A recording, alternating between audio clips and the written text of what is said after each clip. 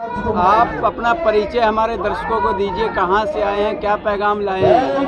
पहले तो हम आपको इस चैनल को धन्यवाद देते हैं जो आपने हमारी आवाज़ को कवर करने के लिए आप आए हैं, बहुत बहुत धन्यवाद।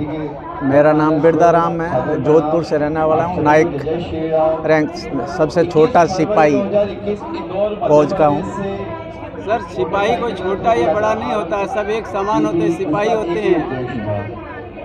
तो ये बताएं कि जिस तरीके से धरने की टूटने की खबर फैल रही है, उससे आपका क्या मानना है? सबसे पहले तो मेरा कहना यही है, जहाँ खबर फैल रही है, एक तो खबर में फैलाने वाले वो है ना, वो चाहते ही ये हैं कि इनको किसी तरह से तोड़ें, कमज़ोर करें।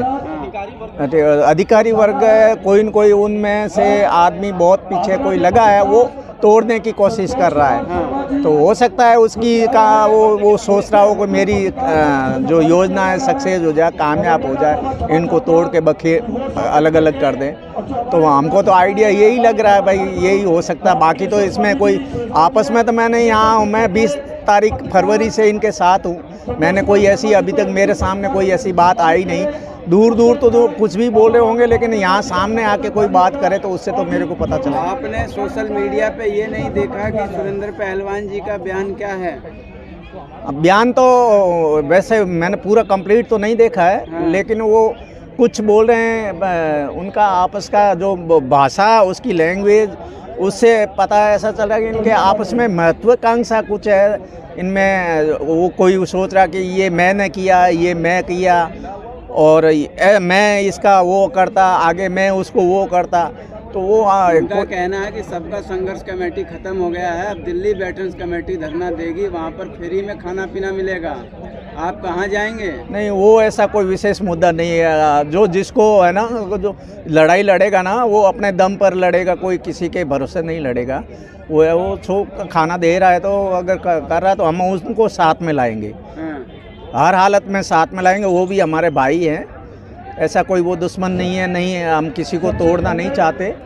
जहाँ तक कोशिश होगी, पूरा हिंदुस्तान की जवान जैसे पूरे हिंदुस्तान के एक होंगे, ये हमारा बिल्कुल प्रयास रहेगा 100%। एक तो अभी तक हुए नहीं ना? एक अभी तक थे एक, ये सिर्फ अभी हुआ है 9 तारीख के बाद। पहले एक थे, ऐसी कोई बात कभी आई नहीं सामने 9 तारीख से पहले। तो ये 9 तारीख के बाद में आई, कोई इनके आपस में कन्फ्यूजन हुआ है, तो उसको हमारे जो अध्यक्ष बनाए हुए हैं वो 16 तारीख को आ रहे हैं। तो मिल बैठ के उनसे बात करके बिल्कुल एकदम उनको साथ में लेके आएंगे। पक्का आशा है कि सब साथ बैठेंगे।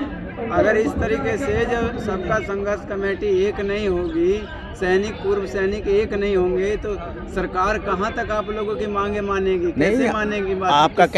आपका कहना सही है। एक नहीं होगा तो उसमें कमज़ोर होता है ग्रुप, कोई भी हो, चाहे सरकार है, उनमें ही आपस में लीडर है, तो एक नहीं होंगे तो वो कमज़ोर तो होता ही है। वो बात आपका कहना सही है, लेकिन हम इसको कमज़ोर नहीं होने देंगे। जहाँ तक हमारी आशा है, विश्वास है, एक होंगे, बिल्कुल एक होके लड़ाई लड़ेंगे पूरा। आप लोगों की जायज मांगे हैं, तो सरकार क्यों नहीं मान रही अभी तक? सरकार के अंदर खलबली मची हुई है। उनको खुद को ये नहीं हो रहा कि अब इसको क्या किया जाए, कैसे सुलझाया जाए। बात तो उनके बिल्कुल एकदम कन्फर्म हो चुकी है कि हाँ, वास्तव में ये बहुत बड़ी गलती हुई है, बहुत बड़ी मिस्टेक हुई है इनसे। तो इतना वो कैसे हुआ, उनके वो दिमाग में वो तूफान चल रहा है अभी के। अफसरों से भी पूछ रहे हैं कि क्या हुआ, कैसे हुआ, हमको बताया क्यों नहीं, मिसगाइड क्यों किया। ब्यूरोक्रेसी ने ना, हमारे अफसरों ने मिलके कर दिया। नेताओं को इस चीज़ के बारे में पता ही अभी चला है, जब ये फौज ने जो 3 तारीख और 4 तारीख को ज्ञापन दिए उसमें। तो इससे पहले क्या सरकार सोई हुई थी या पूर्व सैनिक सोए हुए थे? पूर्व सैनिक कंफ्यूजन में थे, सरकार नहीं सोई। सरकार का तो अपना काम था, वो तो करती है, लेकिन सैनिक थे ना, वो कंफ्यूजन में थे कि भाई हमारे को, जब हमारे लीडर, पहले शुरू से हम अफसरों को लीडर मानते थे, जैसे अफसर करते थे वैसे होता था, फौज भी जवान मानते थे। लेकिन इस बार जो है वो चीज़ उन्होंने अफसरों ने कैसे क्या घुमा फिरा के क्या किया, जब उसकी रिपोर्ट लागू होकर बाहर आई ना, जब जवानों को पता चला कि हमारे साथ में तो बहुत बड़ा गड़बड़ हो गया, ये तो पूरा मामला एकदम उल्टा हो गया। जब थोड़ा सब एक दूसरे से पूछ के जागरूक हुई है पूरी, तो फिर धीरे धीरे करके एक हुए। तो ये भी सुनने में आया है कि अफसर जो होते हैं वो जेएसयू जवान के शोषण करते हैं। किस तरीके से शोषण होता है कुछ आपको मालूम है? आप सेना में काम करके आए हैं। शोषण का तो ऐसी बात नहीं है, सब जगह ही होता है, कहाँ नहीं होता है, नेताओं के यहाँ भी होता है, सब जगह होता है। लेकिन कुछ अफसर के सारे खराब नहीं है तो सारे अच्छे भी नहीं है। उनमें ईगो हो जाता है, मैं अफसर हूँ साहब, मैं ये बोलूँगा, मेरा कहना क्यों नहीं मानता है, ये वो बात है जो कहते हैं ना, बात सच होती है जब भी पार आती है, कुछ न कुछ तो होता है जब भी आती है।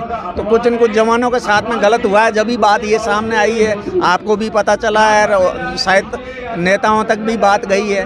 तो ये बात मतलब इसको अपन नकारा नहीं सकते, समर्थन करते हैं। हाँ, नकार नहीं सकते, होता है कहीं न कहीं होता है। मतलब आप नहीं मानते कि होता है, इसमें कोई दो राय नहीं है। लेकिन मतलब सब पूरे 100% नहीं है, इसमें 60% बात सही है, 60% बात लगभग सही है।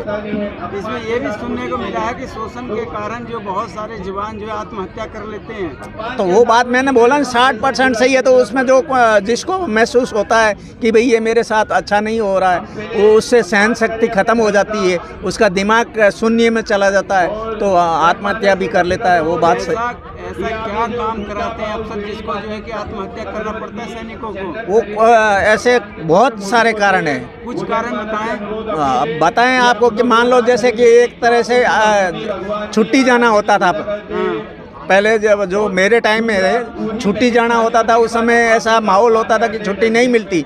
घर में उसके डैड के मदर फादर की डेथ हो गई या कोई भाई बहन की शादी है, तो उस समय ऐसा माहौल हो जाता था कि उसको छुट्टी नहीं मिलती थी। तो जब ऐसे काम में छुट्टी नहीं मिलती है तो जवान तो जो उसमें कम उम्र में ही होता है, तो उनको दिमाग में वो होता ही है, तो कुछ न कुछ वो उसके दिमाग को शून्य कर देता है। तो आदमी का जब इंसान का दिमाग शून्य हो जाता है तो वो कुछ न कुछ गलत स्टेप उठा ही लेता है।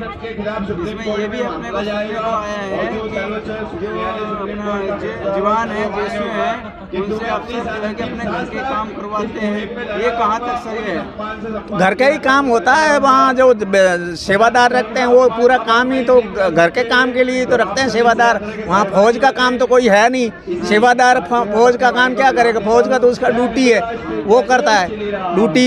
वो घर में रखेगा तो वो तो घर का ही काम करने के लिए रखेंगे, कोई वो सरकारी काम तो वहाँ घर में होता नहीं, ये सबको पता है। तो अभी हमारे चैनल के माध्यम से जो दर्शक अभी आपको लाखों करोड़ों देख रहे हैं, उसको आप क्या संदेश देना चाहेंगे? मतलब हमारे फौजी भाइयों को संदेश देना चाहता हूँ मैं कि इसमें सब एक होके, हिंदुस्तान के पूरे जितने भी जवान जेएसयू है, एक होके लड़ाई लड़ें अपन। पक्का 100% जीत होगी। ये एक एक होने के कोई अफवाह उड़ाते हैं, उससे कन्फ्यूजन में मत हो, आपस में लड़ो झगड़ो मत, कि कोई टूटने की ये चीज़ें नौबत मत आने दो। आपस में कोई बात हुई है तो बैठ के उसको नक्की करो, तो क्लियर करो, साथ में बैठो, उससे ही अपनी जीत पक्की है 100%। और ऐसे रहोगे तो कमज़ोरी तो होती है, कुछ भी हो तो कहते हैं ना, कोई झाड़ू को अपन अलग अलग करेंगे तो उसमें क्या है, सफाई नहीं कर सकता वो, और उसको एक साथ में बंधा होगा तो कैसी गंदगी होगी उसको साफ कर देगा, ये चीज़ है।